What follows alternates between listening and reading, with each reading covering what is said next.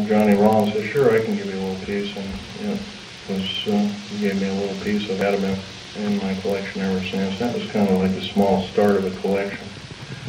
But other than that, the UFOs really wasn't my bag until I started work at Area 51, which is in Nellis Air Force Base north of Las Vegas, Nevada.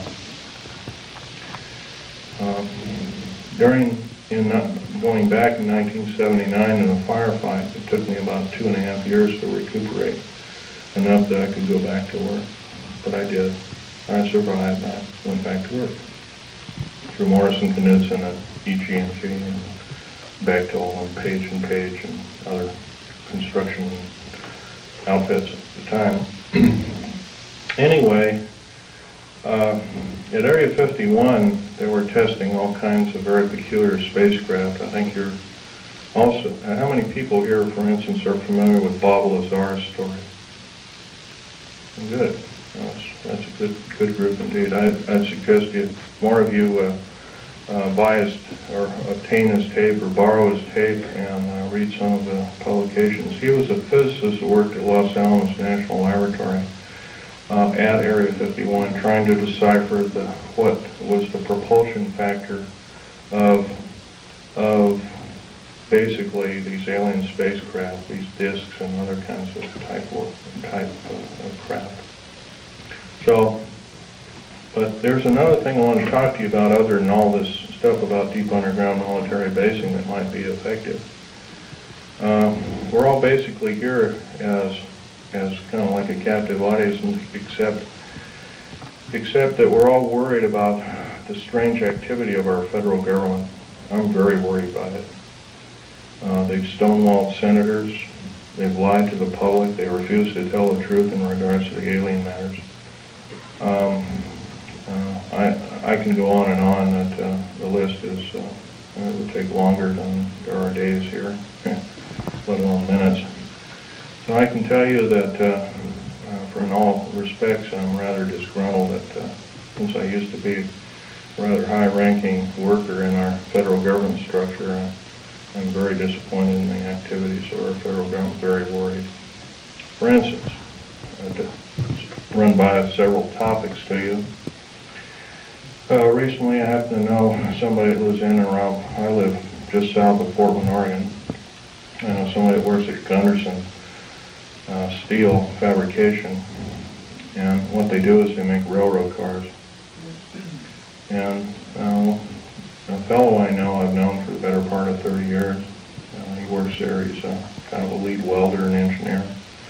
He's kind of a quiet type, and he came in excited to me. He called me up, and I met him, and I tried to calm him down quite a bit. But he told me, he says, well, they're building prisoner cars.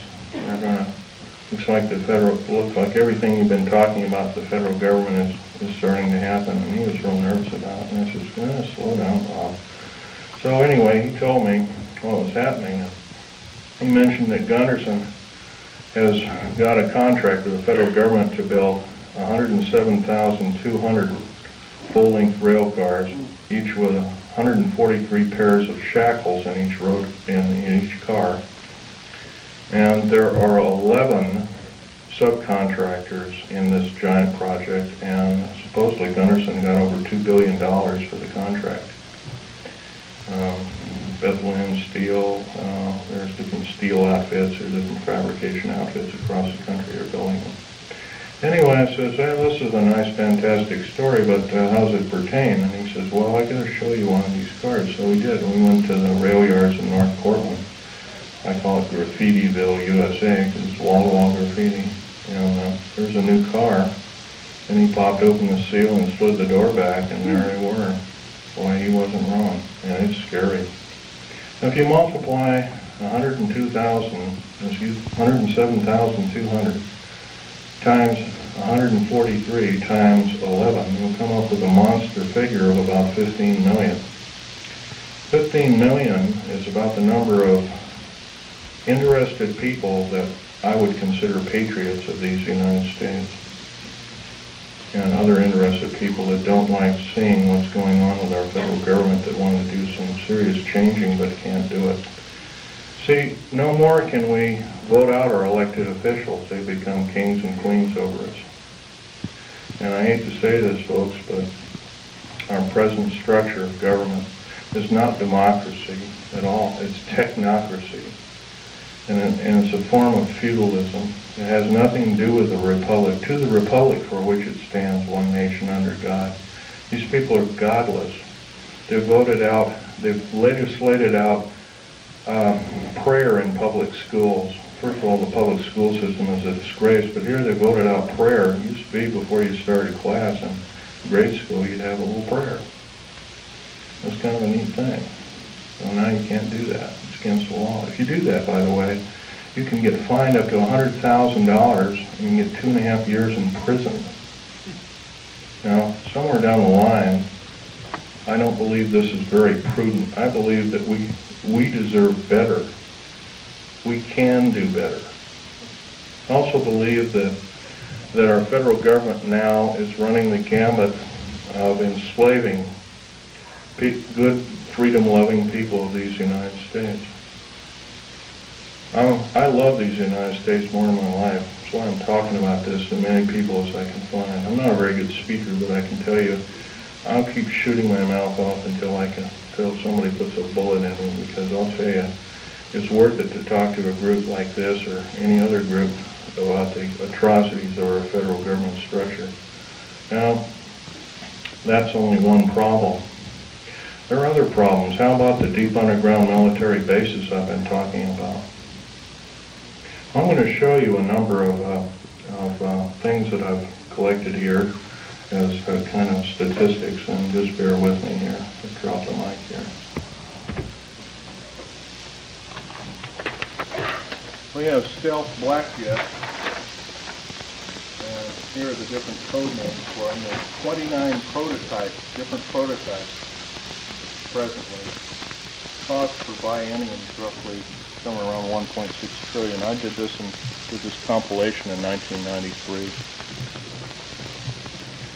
Budget from U.S. Congress 5-year plan that we're told about is $247.6 million. You couldn't buy the spare parts of all the black helicopters and the F-117As and the B-1, the B-2 bomber, and all the other 24, 25 prototypes. Couldn't even get the nuts and bolts of that. So we've been lied to, folks, and I know we can do better. Black budget garners this figure, roughly $1.25 trillion every 2 years. Trillion. I'm not talking billion, folks. Trillion. If you don't know what a trillion is, it's 1,000 billion. It's a big number. If you were to regard that in dollar bills, it would be 11 tons of dollar bills. That's how big a trillion is. Okay. The black budget literally means hidden budget. The U.S. Congress never sees the books of this clandestine pot of gold. Contractors of stealth, and I've listed quite a few here. EG&G, Westinghouse, McDonnell Douglas, Morrison Knudsen, Wackenhut Security Systems, Boeing Aerospace, Lorimar Aerospace, Aerospatiale of France, Mitsubishi of Japan, also Mitsubishi Heavy Electric Industries, Ryder Trucks, Bechtel, IG Farben, that's a chemical company, plus a host of hundreds more. Is this what we're supposed to be living up to as freedom-loving people of these United States? I don't believe so.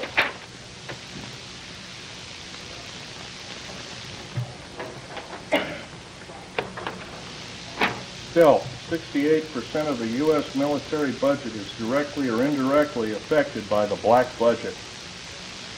Star Wars, otherwise nicknamed Star Wars, Strategic Defense Initiative, relies heavily upon stealth weaponry. By the way, none of this would have been available without us taking apart with a fine-tooth comb crashed flying saucers that either we downed or they crashed themselves into our deserts. None. All these materials on the table, some of which are formed by our space shuttle. By the way, you might ask, what's it shuttling? Well, it's shuttling large ingots of metal that are used, that are specially milled down. First of all, they're milled in the confines of outer space.